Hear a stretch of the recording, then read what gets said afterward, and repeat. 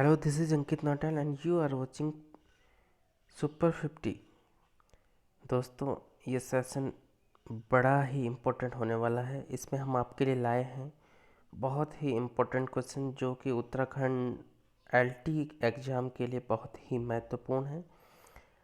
LT का जो paper आने वाला है जिसमें जो टीचिंग एप्टीट्यूड जो शिक्षण अभिवृत्ति है उससे रिलेटेड जो क्वेश्चन बनते हैं उस क्वेश्चन को लेकर हम आ रहे हैं।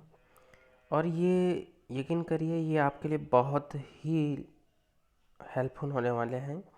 आने वाले टाइम में और भी वीडियो आपके लिए मिलने वाले हैं। आप इस चैनल पे नए हैं तो इस वीडियो को लाइक ज़रूर करिए। तो चलिए फटाफट शुरू करते हैं आज का ये सेशन। फर्स्ट क्वेश्चन है, किसी बालक द्वारा विशेष समय पर जो व्यवहार प्रदर्शित किया जाता है वह कार्य होता है। किसी बालक द्वारा विशेष समय पर जो व्यवहार प्रदर्शित किया जाता है वह कार्य होता है। ए है उन आदतों का जिन पर बालक का नियंत्रण नहीं होता। बी उन प्रेरकों का जो विकास की अवस्था में होते हैं। सी उन आवश्यकताओं का जो असंतुष्ट रह जाती हैं। डी उस अंतर्सूझ का जो कि उसके व्यवहार के परिणामों में निहित रहती है। तो आप देखिए कि किसी बालक द्वारा विशेष समय पर जो व्यवहार प्रदर्शित किया जाता है तो वो उन प्रेरकों का होता है जो विकास की अवस्था में होते हैं। तो आपका जो आंसर होगा वो होगा बी। तो बी आपका आंसर हो जाएगा। चलिए दूसरा क्वेश्चन, किसी व्यक्ति द्वारा सामाजिक मान्यताओं के अनुकूल आवश्यकताओं की पूर्ति प्रदर्शित करती है। किसी व्यक्ति द्वारा सामाजिक मान्यताओं के अनुकूल आवश्यकताओं की जो पूर्ति होती है वो क्या प्रदर्शित करती है। निष्पादन की उच्च उपलब्धि जहां अन्य प्रतियोगी नहीं पहुंच सकते हैं। व्यक्ति की निर्दिष्ट लक्ष्यों में सफलता। व्यक्ति के दूसरों के द्वारा पसंद एवं स्वीकार किया जाना। व्यक्ति द्वारा समाज के अनुकूल कार्य करने की प्रत्याशा। तो किसी व्यक्ति द्वारा सामाजिक मान्यताओं के अनुकूल आवश्यकताओं की पूर्ति, तो इसमें आएगा आपका आंसर हो जाएगा डी। डी आंसर आपका सही होगा। ठीक है, नेक्स्ट क्वेश्चन है थर्ड क्वेश्चन, किसी भी आवश्यकता तथा उसको संचालित करने वाले चालकों में मूलभूत अंतर पाया जाता है। भाई चालकों में मूलभूत अंतर क्यों पाया जाता है ये आपको देखना है। आपके सामने ऑप्शन है, आवश्यकता से पूर्व चालक उत्पन्न होते हैं। चालक लक्ष्य संक्रिया को अपने में निहित रखते हैं। चालक प्रत्येक प्रजाति में अलग अलग पाए जाते हैं। चालक मनोशारीरिक तनाव पर आधारित होते हैं। तो चालक होते हैं मनोशारीरिक तनाव पर आधारित। तो आपका आंसर कौन सा सही हो जाएगा, डी आपका आंसर होगा। ठीक है, नेक्स्ट क्वेश्चन, आप लोगों को सिर्फ ये वीडियो देखना है और वीडियो देखते रहना है और लास्ट तक देखना है। आपके जो कॉन्सेप्ट हैं वो अपने आप बनते जाएंगे और आप अच्छे से अपना एग्ज़ाम क्लियर करेंगे। तो आप बिल्कुल भी टेंशन मत लीजिए, हम आपके साथ हैं। आप बिल्कुल वीडियो को लास्ट तक देखिए और जो और भी आने वाले वीडियोज़ हैं उनको भी आप देखते रहिए। नेक्स्ट क्वेश्चन है, निम्नलिखित में से कौन सा मनोवैज्ञानिक प्रेरक का गुण नहीं है। निम्नलिखित में से कौन सा मनोवैज्ञानिक प्रेरक का गुण नहीं है। ठीक है, इसमें से 3 आपके गुण होंगे और 1 गुण नहीं होगा, वो आपको निकालना आंसर। तो मनोवैज्ञानिक प्रेरक ए है, इनमें आत्म प्रत्यय के विकास हेतु व्यक्ति के प्रयास निहित रहते हैं। जब ये एक बार स्थापित हो जाते हैं तो वे स्वयं अभिप्रेरणा प्रदान करने लगते हैं तथा प्रेरक के रूप में कार्य करते हैं। सी वे संपूर्ण संतुष्टि प्रदान करने में असमर्थ होते हैं। डी इनमें कुछ मात्रा सीखने की भी सम्मिलित रहती है। तो आपका जो आंसर होगा वो हो जाएगा बी आंसर। ठीक है, कौन सा आंसर होगा, बी आंसर होगा। बालकों में स्नेह एवं प्रेम संबंधी आवश्यकताओं को प्राय निम्नलिखित पद के अंतर्गत समूहीकृत किया जाता है। बालकों में स्नेह एवं प्रेम संबंधी आवश्यकताओं को प्रायो निम्नलिखित पद के अंतर्गत समूहीकृत किया जाता है। भाई बालकों में स्नेह और प्रेम की जो आवश्यकता होती है, बच्चा चाहता है कि उससे प्रेम हो, उससे स्नेह मिले, तो वो होता है ए स्वीकृति, संवेगात्मक सुरक्षा, लोकप्रियता और मान्यता। तो इसका सही जो आंसर होगा वो होगा संवेगात्मक सुरक्षा। ठीक है, कभी कभी ऐसा होता है कि दो आंसर हो सकते हैं, 3 आंसर हो सकते हैं, लेकिन जो सबसे अच्छा आंसर होगा वो आपको देना होता है। 6, बालकों में वांछनीय अवांछनीय व्यवहार के दर्शन होते हैं। भाई बालकों में जो वांछनीय और अवांछनीय व्यवहार के दर्शन क्यों होते हैं ये आपको बताना है। समायोजन के कारण, उनके सीखने के कारण, परिपक्वता के कारण और एकाएक। तो जो उनमें जो व्यवहार दिखते हैं वो होता है समायोजन के कारण। आपको आंसर में कोई प्रॉब्लम नहीं होगा, ये आंसर बिल्कुल सही आंसर हम आपको बता रहे हैं। नेक्स्ट है 7, बाल व्यवहार के संदर्भ में निम्नलिखित में से कौन सा कथन असत्य है। प्रत्येक व्यवहार का एक कारण होता है। भाई होता है। व्यवहार सदैव लक्ष्योन्मुखी होता है। हाँ होता है। व्यवहार बालक की आवश्यकताओं की पूर्ति में सहायक है। बिल्कुल है, व्यवहार से बालक की आवश्यकताओं की पूर्ति में सहायक है। व्यवहार उसमें निहित कारणों का सूचक होता है। तो दोस्तों ये आंसर आपका सही होगा, व्यवहार उसमें निहित कारणों का सूचक होता है। ठीक है, तो ये आपका रॉन्ग असत्य है। 8वां प्रश्न है, छात्रों के ग्रेड को प्रेरणा के रूप में प्रयुक्त करने की युक्ति। छात्रों के ग्रेड को प्रेरणा के रूप में प्रयुक्त करने की युक्ति भाई क्या होती है। ए छात्रों की ग्रेड के प्रति अधिक सतर्क बना देती है, बजाय इसके कि छात्र ने क्या सीखा है। बी छात्रों को उद्देश्य विहीन बना देती है तथा स्कूलों के प्राथमिक उद्देश्य के विरुद्ध है। यह अविश्वसनीय प्रभाव छोड़ती है, परंतु छात्रों के संदर्भ में निश्चित रूप से प्रभावी है। डी छात्रों में प्रेरणा संबंधी आदतों के निर्माण में सहायक होती है। तो इसका जो सही आंसर है वो है बी, छात्रों को उद्देश्य विहीन बना देती है तथा स्कूलों के प्राथमिक उद्देश्य के विरुद्ध है। ठीक है, जो ग्रेड प्रेरणा है।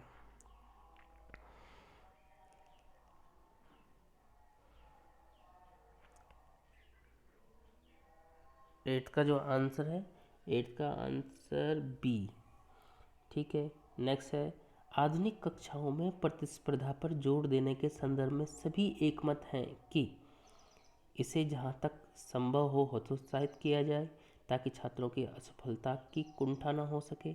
इसे अधिकाधिक हतोत्साहित करना चाहिए क्योंकि प्राय जीत उसकी होती है जो न्यूनतम योग्यता वाला होता है। उपलब्धियों को प्रोन्नत करने के क्रम में इसे संवर्धित करना चाहिए। और डी इसे प्रयोग करना चाहिए किंतु इसके हानिकारक परिणामों से बचना चाहिए। तो ये सही है लास्ट वाला, आधुनिक कक्षाओं में प्रतिस्पर्धा पर जोर देने के संदर्भ में सभी एकमत हैं।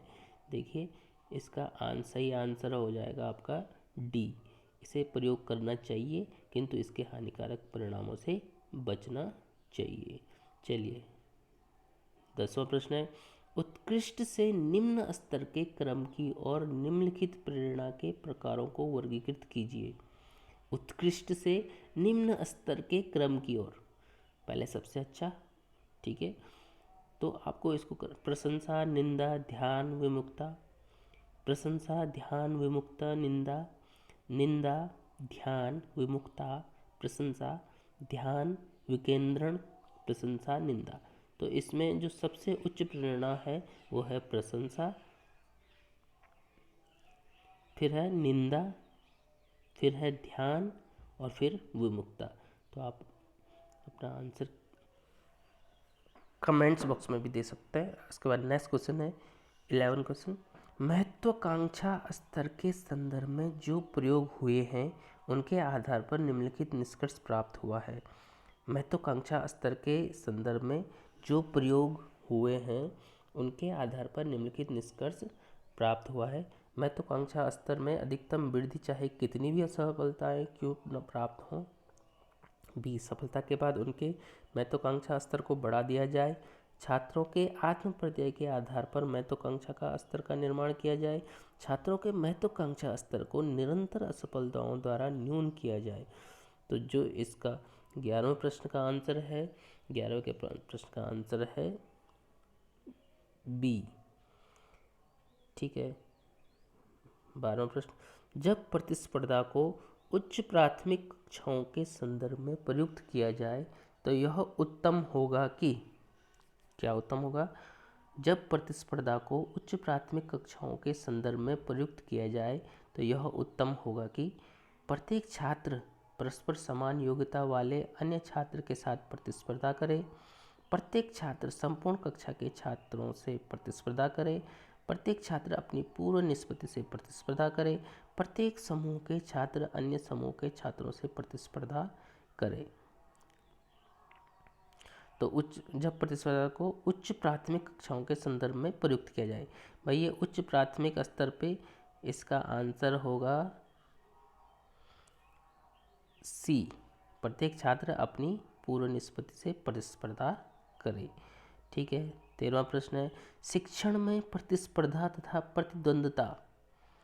प्रतिद्वंदिता को प्रेरणा शक्ति के रूप में प्रयोग संबंधी अवधारणा है।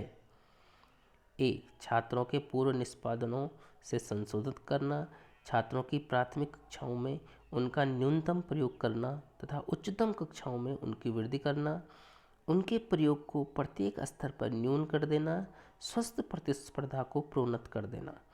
तो इसका 13वें प्रश्न का जो आंसर है वो है डी।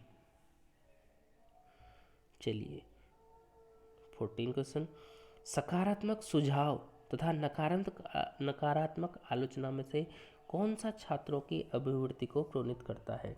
ए, दोनों ही समान रूप से प्रभावी होते हैं। बी, आलोचना अपना दीर्घकालिक प्रभाव छोड़ती है। सकारात्मक सुझाव लड़कों के लिए अधिक लाभप्रद है लड़कियों की अपेक्षा। डी, आलोचना प्रतिभाशाली छात्रों के संदर्भ में अधिक प्रभावी होती है जबकि वे अपनी वास्तविक योग्यताओं से निम्न स्तर पर कार्य करते हैं। यह मंद बालकों के लिए अनुपयुक्त है। भाई आलोचना किसी भी मंद बुद्धि बालकों के लिए अनुपयुक्त है। मंद बुद्धि बालक की आलोचना कभी नहीं करनी चाहिए। तो 14 का जो आंसर आ रहा है वो आ रहा है डी। तो डी सही आंसर है। 15, कक्षा में प्रेरणा जनित करने की कुंजी है। कक्षा में प्रेरणा जनित करने की कुंजी क्या है? विषय वस्तु में विद्यमान रुचियाँ, शिक्षक का व्यक्तित्व, विद्यालय का मनोबल और पाठ्यक्रम संबंधी अनुभवों का औचित्य। तो इसका जो आंसर है डी है, पाठ्यक्रम संबंधी अनुभवों का औचित्य। ठीक है। नेक्स्ट क्वेश्चन है 16, मान लीजिए आपके विषय में कक्षा उचित रुचि के गंभीर अभाव का शिकार हो चुकी है। आपके द्वारा उस स्थिति से उबरने का श्रेष्ठ मार्ग होगा। तो आपका जो श्रेष्ठ मार्ग होगा वो ऑप्शन है ए, छात्रों को सरल कार्य प्रदान किए जाए, छात्रों को कठिन विधि से अंक प्रदान किए जाएं, छात्रों को उक्त विषय का दैनिक जीवन में उपयोग बताएं, छात्रों के सम्मुख उत्तम वैयक्तिक तथा समूह लक्ष्यों को निर्धारित किया जाए। तो जो सही आंसर है वो है डी, छात्रों के सम्मुख उत्तम वैयक्तिक तथा समूह लक्ष्यों को निर्धारित किया जाए। ठीक है। नेक्स्ट क्वेश्चन, आधुनिक प्रेरणा संबंधी सिद्धांतों के संदर्भ में निम्नलिखित प्रलोभन संबंधी सामान्यीकरणों में से कौन सा सर्वाधिक स्वीकार्य प्रतीत होता है?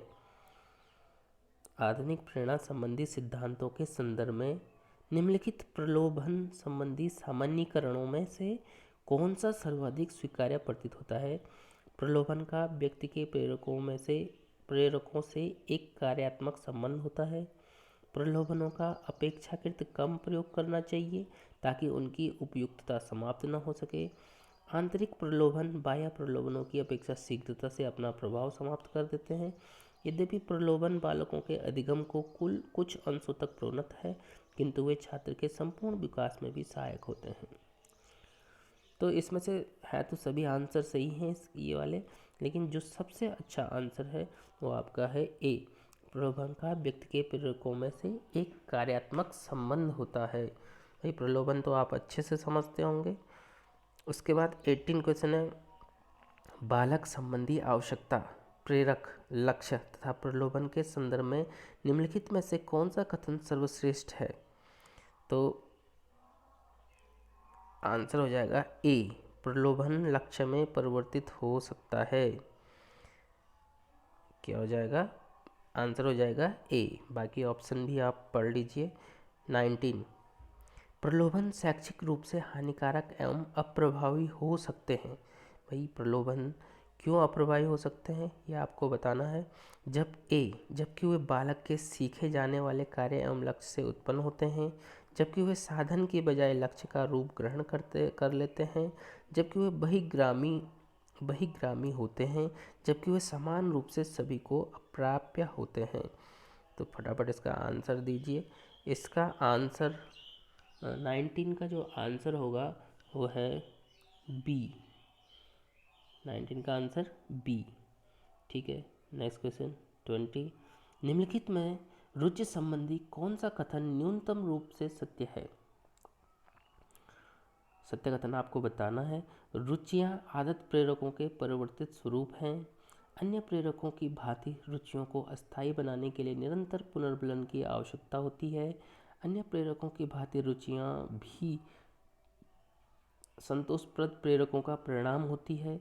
रुचियों का जन्म आवश्यकताओं से होता है, किंतु वे शीघ्र ही उनसे स्वतंत्र अस्तित्व बना लेती हैं।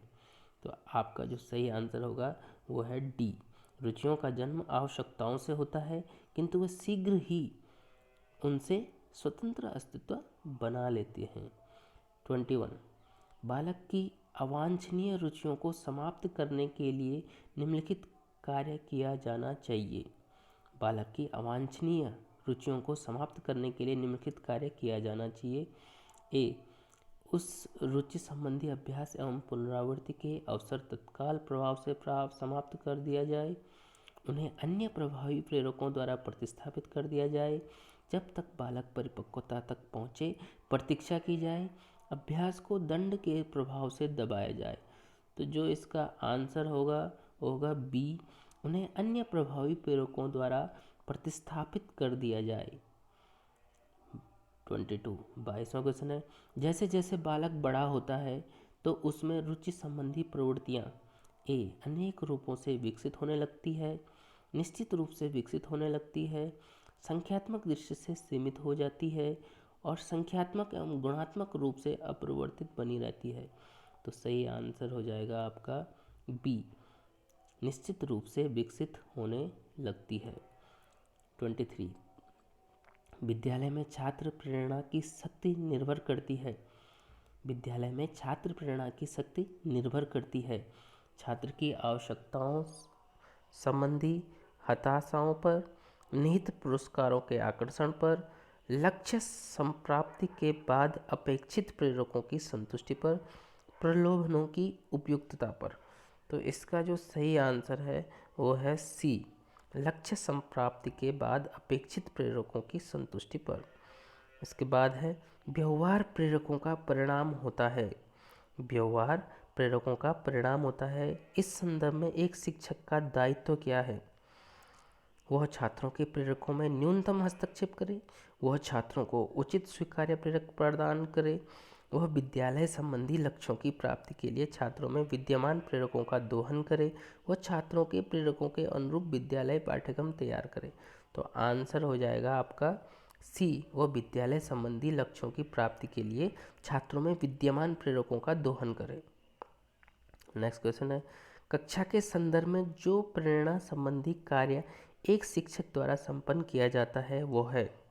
कक्षा के संदर्भ में जो प्रेरणा संबंधी कार्य एक शिक्षक द्वारा संपन्न किया जाता है वो है ए, छात्रों की आवश्यकताओं को उत्प्रेरित करना, छात्रों में नवीन रुचियों को विकसित करना, निष्क्रिय छात्रों में शैक्षिक रुचियों का समावेश करना, छात्रों की ऊर्जा को रचनात्मक कार्यों में प्रयुक्त करना। तो कक्षा के संदर्भ में जो प्रेरणा संबंधित कार्य शिक्षक द्वारा संपन्न किया जाता है वो है डी, छात्रों की ऊर्जा को रचनात्मक कार्यों में प्रयुक्त करना। निम्नलिखित में से कौन सा पद प्रेरकों से संबंधित नहीं है? कौन सा पद प्रेरकों से संबंधित नहीं है? वे व्यवहार को शक्ति प्रदान करते हैं। भाई प्रेरक व्यवहार को शक्ति प्रदान करते हैं। वे लक्ष्यों की और व्यवहार को निरसन करते हैं, ये भी सही है। वे प्रायः सामाजिक रूप से अवांछनीय व्यवहार को पुनर्बलित करते हैं, ये भी सही है। वे बिना किसी पुनर्बलन के उत्पन्न होते हैं, ये गलत है भाई। तो इसका आंसर होगा डी। तो नेक्स्ट क्वेश्चन है, जैसे भूख का संबंध आवश्यकता से है वैसे ही उद्दीपक का संबंध है। जैसे भूख का संबंध आवश्यकता से है वैसे ही उद्दीपक का संबंध किससे है? तो उद्दीपक का संबंध है भोजन की खुशबू से। भोजन की खुशबू से। 28 जीवन में प्रेरकों के द्वारा निम्नलिखित में से कौन से कार्य पूर्ण रूपेण निष्पादित किए जाते हैं? जीवन में प्रेरकों के द्वारा निम्नलिखित में से कौन से कार्य पूर्ण रूपेण निष्पादित किए जाते हैं? वे प्राणी को शक्ति प्रदान करते हैं, वे प्राणी को लक्ष्योन्मुखी बनाते हैं, वे प्राणी में चिंताएं उत्पन्न करते हैं, वे प्राणी की आवश्यकताओं की संतुष्टि करते हैं। तो इसका जो सबसे अच्छा आंसर होगा वो होगा डी, वे प्राणी की आवश्यकताओं की संतुष्टि करते हैं। निम्नलिखित में से कौन सा उचित आवश्यकता संतुष्टिपूर्ण व्यवहार को जन्म नहीं देता है? उचित तत्परता, बाह्य उद्दीपन, आंतरिक शक्तियाँ जो प्राणी को लक्ष्योन्मुखी बनाती है, पूर्व अधिगम जिनके द्वारा आवश्यकताओं की पूर्ण की जाती है। तो इसका जो सही आंसर होगा वो होगा बी, बाह्य उद्दीपन। नेक्स्ट 30वां प्रश्न है, छात्रों की असफलता के संदर्भ में शिक्षकों को निम्नलिखित परामर्श दिया जा सकता है। छात्रों की असफलता के संदर्भ में शिक्षकों को निम्नलिखित परामर्श दिया जा सकता है। ए कि वे छात्रों की असफलता के न्यूनतम अवसर प्रदान करें, कि वे छात्रों को अधिकाधिक असफलताओं के अवसर प्रदान करें, कि वे छात्रों को क्रमिक असफलता के अवसर प्रदान करें ताकि वे अधिक मजबूत बने। डी छात्रों को प्रत्येक असफलता से बचाएं। तो इसका जो सही आंसर होगा वो है ए कि वे छात्रों को असफलता के न्यूनतम अवसर प्रदान करें। 31 कक्षा में अधिगम संबंधी सफलता के दृष्टिकोण से निम्नलिखित में से कौन सा कथन पुरस्कार दंड के संदर्भ में न्यूनतम उपयोगी है? पुरस्कार और दंड के संदर्भ में न्यूनतम उपयोगी है। ए बुद्धिमत्तापूर्ण ढंग से पुरस्कार एवं दंड के मध्य संतुलन स्थापित करने के लिए शिक्षक को उत्कृष्ट शिक्षण करना अनिवार्य है। दंड के माध्यम से छात्रों के सीखने की गति को उन्नत किया जाता है। कठोर दंड छात्रों के सीखने की गति को विसंकलित कर देता है। भाई दंड तो देना ही नहीं है। डी सार्थक विषय वस्तु को सीखने में पुरस्कार दंड की न्यूनतम आवश्यकता होती है। तो इसका जो आंसर होगा वो है आपका ए बुद्धिमत्तापूर्ण ढंग से पुरस्कार एवं दंड के मध्य संतुलन स्थापित करने के लिए शिक्षक को उत्कृष्ट शिक्षण करना अनिवार्य है। 32 दंड को एक प्रेरणात्मक युक्ति के रूप में प्रयोग करने संबंधी सर्वाधिक अनुपयुक्त उदाहरण है। सबसे अनुपयुक्त उदाहरण क्या है?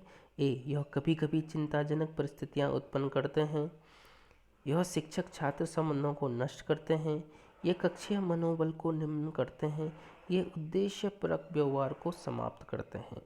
तो 32 का सही आंसर है डी, ये उद्देश्यपरक व्यवहार को समाप्त करते हैं।